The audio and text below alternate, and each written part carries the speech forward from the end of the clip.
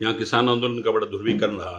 किसान कहते हैं आज मोदी सरकार, भाजपा सरकार गारंटी दे रही है हर बात की, हमें भी अगर एमएसपी की गारंटी दे दी जाए तो हम भी कहीं न कहीं नहीं, उसके अंदर कहीं कोई दिक्कत नहीं। उनके साथ बैठ कर के लगातार हमारे केंद्रीय मंत्रियों ने किसानों के जो जत्थेबंदी थी उनसे समय समय के ऊपर बातें की हैं, उनसे कहा है कि आपके जो जो भी विषय हैं हमारे सामने लाइए।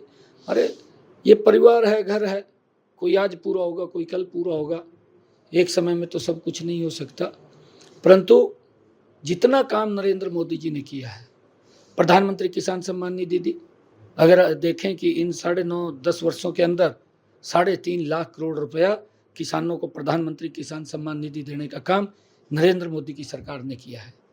और प्रधानमंत्री फसल बीमा योजना, अगर हम हरियाणा की बात करें, हरियाणा के अंदर आप लोग देखिए कि किसानों को जो उनके खराबे का मुआवजा था, पूर्व की सरकार ने, कांग्रेस की सरकार रही, केंद्र के अंदर भी रही, प्रदेश में भी रही, मात्र 1100 करोड़ रुपया उन्होंने किसान की फसल के खराबे का दिया। 2 रुपए का चेक देते थे, 5 रुपए का, मजाक करते थे किसान के साथ। और मोदी जी ने प्रधानमंत्री फसल बीमा योजना चलाई। हमारी इस डबल इंजन की सरकार ने पिछले 9.5 वर्षों के अंदर 12,500 करोड़ रुपया किसान की फसल के खराबे का पहुंचाने का काम किया है। एक बड़ा काम किसान को। और हरियाणा के अंदर अगर हम देखें, किसान की 14 अन्य फसलें भी एमएसपी पर खरीदने का काम हमारी सरकार कर रही है। किसान को भावांतर भरपाई देने का काम भी हमारी सरकार कर रही है।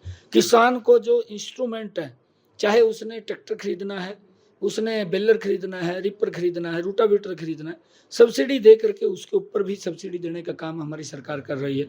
चाहे किसान को सोलर पंप लगाए हैं 5 HP 10 HP के, उसके ऊपर भी सब्सिडी दे करके किसान को मजबूत किया है। चाहे प्रधानमंत्री कृषि सिंचाई योजना है, कृषि सिंचाई योजना के माध्यम से 2014 तक जितने क्षेत्रफल के ऊपर, जितने एकड़ के ऊपर किसान पैदावार करता था, उससे ज्यादा इन 2024 के अंदर किसान पैदावार कर रहे हैं, उसको भी एमएसपी पर खरीदने का काम कर रहे हैं। परंतु कांग्रेस की सरकारें पंजाब में भी रही, राजस्थान में भी रही, किसान की फसल को एमएसपी पर नहीं खरीदा।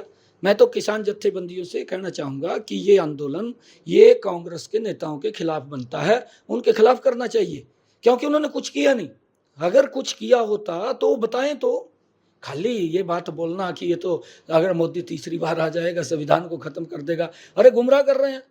क्या राहुल गांधी बोलता है कि मैं एक झटके में गरीबी को समाप्त कर दूंगा? किस प्रकार की बातें कर रहा है, बचपनी बातें करता है। अरे तेरी दादी ने 1970 के दशक में कहा कि गरीबी हटाएंगे। मैं राहुल गांधी से पूछना चाहता हूं, क्या हटी गरीबी? तेरे पिताजी ने कहा कि मैं 1 रुपया भेजता हूं, नीचे 15 पैसे पहुंचते हैं। क्या उसका समाधान निकाला कोई? एक पता नहीं कौन सा इसके पास अलादीन का चिराग है कि रगड़ेगा और ये बोल देगा 1 घंटे में, एक झटके में गरीबी समाप्त कर देंगे। क्यों लोगों के अंदर बीच में झूठ बोल करके बरगलाने का काम कर रहे हैं? कांग्रेस के पास ना नीति है, ना कांग्रेस की नीयत है, ना कांग्रेस का नेतृत्व है।